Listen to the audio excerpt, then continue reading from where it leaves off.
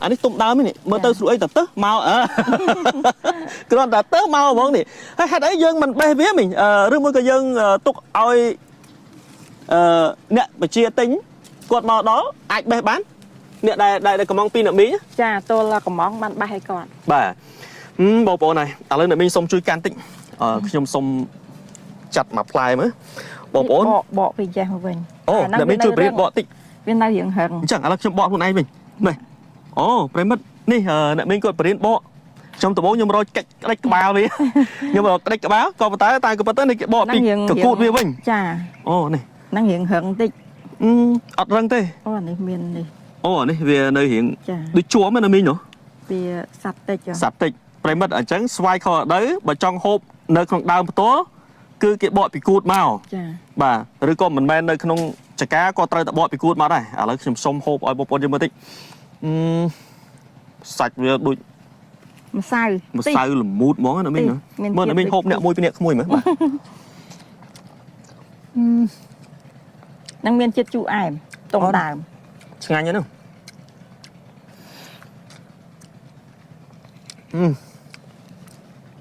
ឆ្ងាញ់មែនតើ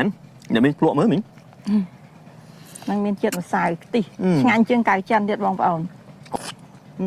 មិនចេះចានៅសប្តាហ៍ការាល់ថ្ងៃហូបឆ្អែតទេមើលឲ្យបងប្អូនយើងគាត់ជួយមើលមុខតិចមើលមកដល់ចកាហើយអ្នកចកាជួយហូបផ្អែមមែនបងប្អូនអើយផ្អែមណាស់នឹងទុំដើម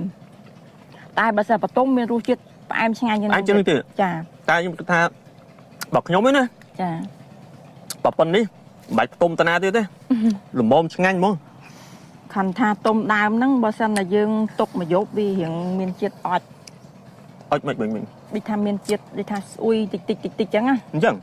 បើបតុំទុក3 4យប់សឹកចិត្តឈ្រួញសបកតិចតួចចាឈ្រួញសបកតិចតួចតែអត់ខូចទេអត់ខូចតែបតុំដើមយើងទុក2 3ថ្ងៃវាទុកឲ្យបានយូរ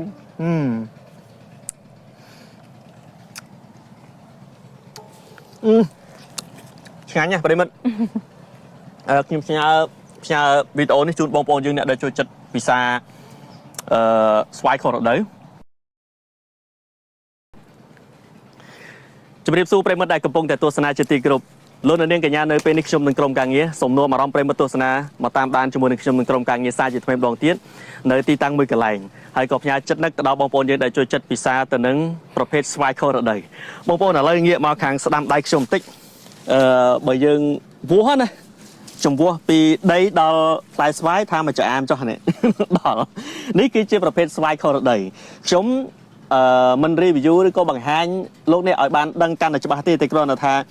នេះគឺជាប្រភេទស្វាយខុសរដូវដែលវាមានពណ៌បែបហ្នឹងហើយមើលចុះនេះគឺមួយចកោមនេះមិនតិចទេបងប្អូននេះមួយចកោមមកខ្ញុំលើកណាមិនតិចទេហើយសូមបញ្ជាក់ជូនបើតាមការលើកឡើងរបស់អ្នកមីងដែលជាម្ចាស់ចកាគាត់ថាចុងដៃទេបាទចុងដៃបើដើមដៃវិញមិនមែនប៉ុណ្្នេះទេ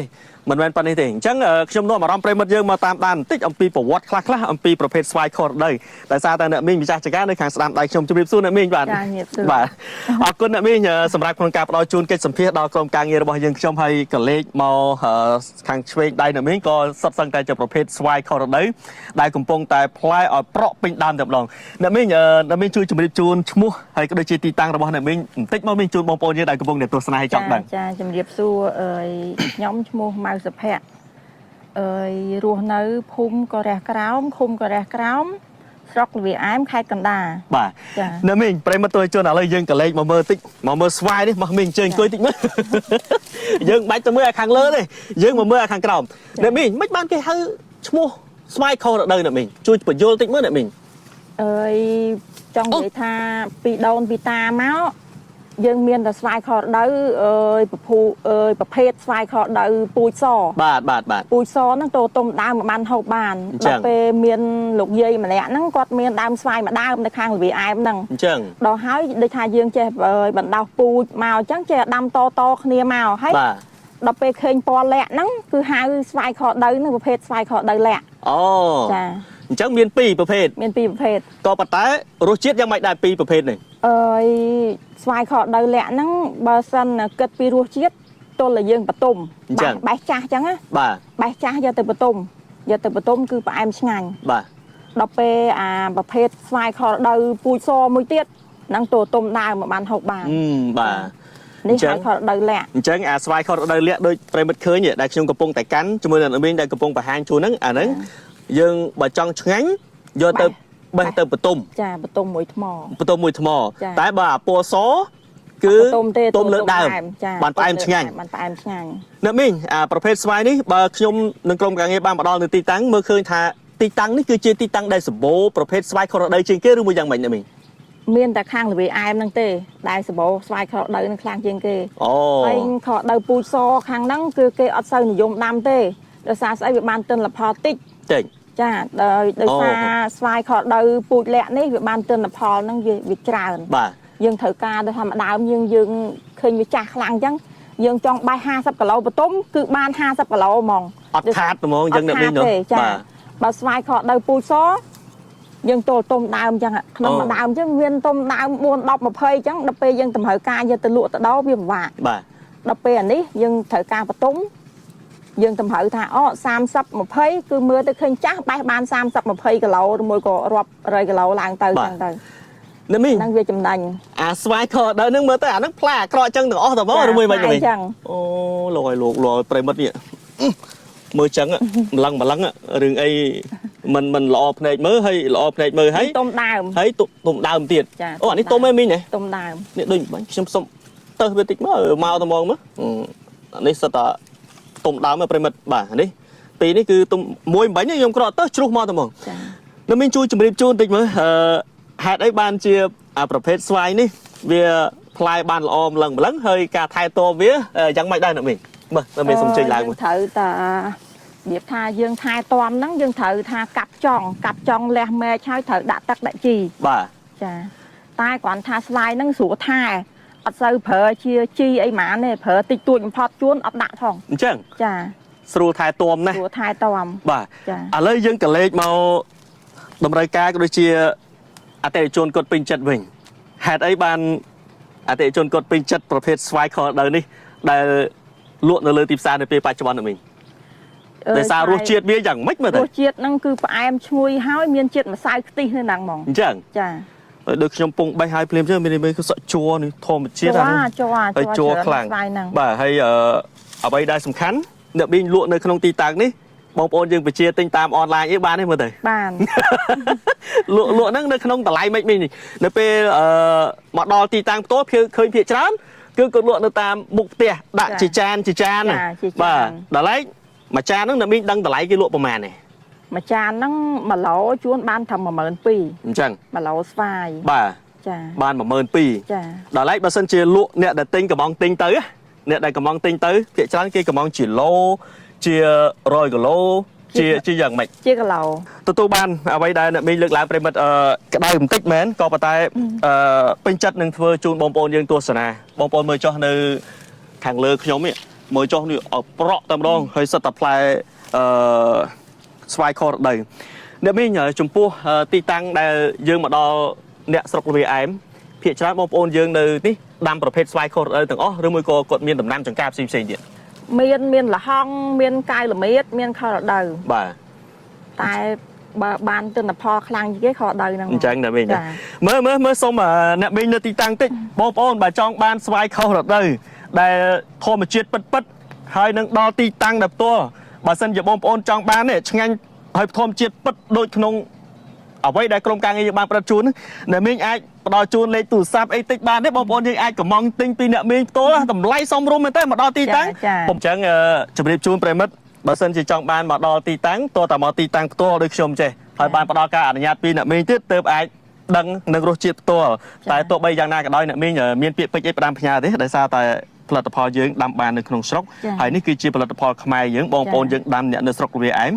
គឺទីតាំងនេះគឺសម្បូរមែនទេអ្នកមីងមានអីផ្ដាំផ្ញើដោយសារតែយើងមានហើយយើងដាំបានហើយអូស៊ូបន្តិចចុះមីងការដាំនេះនៅទីតាំងហ្នឹងអ្នកមីងប្រកបរបរអាដាំថែទាំស្វាយខុសហ្នឹងប្រហែលឆ្នាំហើយ ស្វាយហ្នឹងដើមប៉ុណ្ណឹងរយៈពេល10ឆ្នាំហើយ 10ឆ្នាំហើយប្រិមិត្តក្នុងមួយឆ្នាំយើងទទួលបានផលប្រហែលដងអ្នកមីង ផល3ដង 3ដង ចា អូមួយឆ្នាំ3ដងហើយពិបាកថែទាំអានេះវគ្គទី2 ចានៅវគ្គទី3ហ្នឹងតាម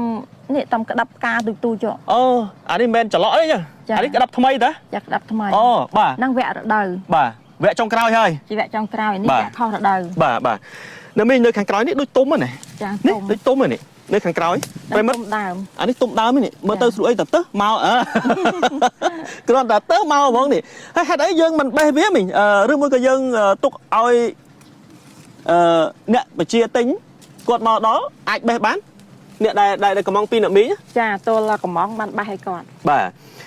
បងប្អូនហើយឥឡូវអ្នកមីងសុំជួយកាន់តិចខ្ញុំសុំចាត់មកផ្លែមើលបងប្អូន បកពីចេះមកវិញ អូអ្នកមីងជួយប្រៀបបកតិច វានៅរៀងហឹង អញ្ចឹងឥឡូវខ្ញុំបកខ្លួនឯងវិញនេះអូប្រិមិត្តនេះអ្នកមីងគាត់ប្រៀនបកខ្ញុំដំបូងខ្ញុំរកកិច្ចក្តិចក្បាលវាខ្ញុំរកក្តិចក្បាលក៏ប៉ុន្តែក៏ប៉ុន្តែនេះគេបកពីកគូតវាវិញ ចា អូនេះ នឹងរៀងហឹងតិច អត់រឹងទេ អូនេះមាននេះ អូនេះវានៅរៀង ចា ដូចជួមណាមីងនោះ វាសាប់តិច សាប់តិចប្រិមិត្តអញ្ចឹងស្វាយខដៅបើចង់ហូបនៅក្នុងដើមផ្ទាល់គឺគេបកពីគូតមក ចា បាទឬក៏មិនមែននៅក្នុងចកាក៏ត្រូវតែបកពីគូតមកដែរឥឡូវខ្ញុំសុំហូបឲ្យបងប្អូនយើងមើលតិចសាច់វាដូចម្ សៅ ល្មូតហ្មងណាមីងមើលណាមីងហូបអ្នកមួយពីអ្នកក្មួយមើលបាទ នឹងមានជាតិជូរអែមតុំដើម ឆ្ងាញ់ហ្នឹង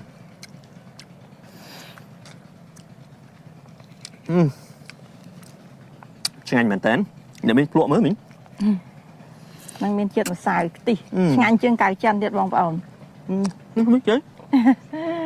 នៅស្រុកចការាល់ថ្ងៃហូបឆ្អែតទេ មើលឲ្យបងប្អូនយើងគាត់ជួយមើលមុខតិចមើលមកដល់ចកាហើយអ្នកចកាជួយហូបផ្អែមមែនបងប្អូនអើយ ផ្អែមណាស់នឹងទុំដើមតែបើសិនបតុំមានរសជាតិផ្អែមឆ្ងាញ់ជាង ផ្អែមជាងនេះទៀត ចា តែខ្ញុំគិតថាបើខ្ញុំឯណា ចា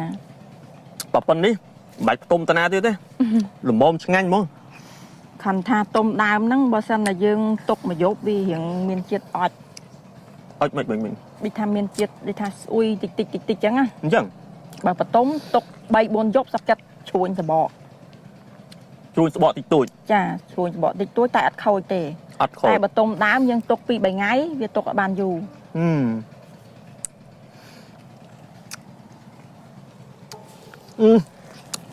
ឆ្ងាញ់ណាស់ប្រិមិត្តខ្ញុំផ្ញើវីដេអូនេះជូនបងប្អូនយើងអ្នកដែលចូលចិត្តពិសាស្វាយខុសរដូវអញ្ចឹងកុំតន់ណាអស់សង្ឃឹមអ្នកមានថានៅមួយវគ្គទៀតទើបអស់ វគ្គទៀត បាទក៏ប៉ុន្តែបើសិនជាចង់បញ្ជាទិញអាចខមមិនចូលក្នុង page មកក៏លោកខ្ញុំលួចតាក់តងមីងប្រាប់នេះទូរស័ព្ទឲ្យតែឥឡូវគាត់ហ៊ានប្រកាសទេតែគាត់ថានៅទីតាំងនេះធម្មជាតិពិត 100% ចាធម្មជាតិ បាទ ពិត ធម្មជាតិពិត 100% ចា អរគុណអ្នកមីងមានអីផ្ដាំផ្ញើបងប្អូនយើងចុងក្រោយទេតាមរយៈវីដេអូដែលយើងបានចុះមកផ្ដល់ទីតាំងអ្នកមីងដោយផ្ទាល់នៅទីតាំងនេះបាទ ចាអើយបងប្អូនដែលត្រូវការស្វាយខរដូវនៅខាងស្រុកលវីអែមខាងយើងខ្ញុំគឺសបោទៅដោយស្វាយខរដូវលាក់នឹងខ្លាំងហ្មងបើបងប្អូនត្រូវការទិញលក់ដំលក់រាយអីអាច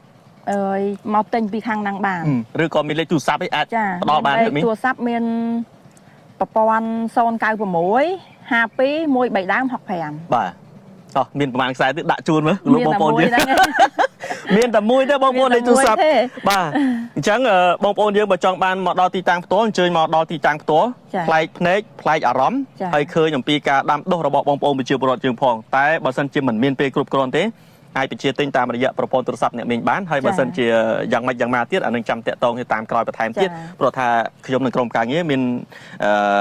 ទីតាំងមកដល់អ្នកមីង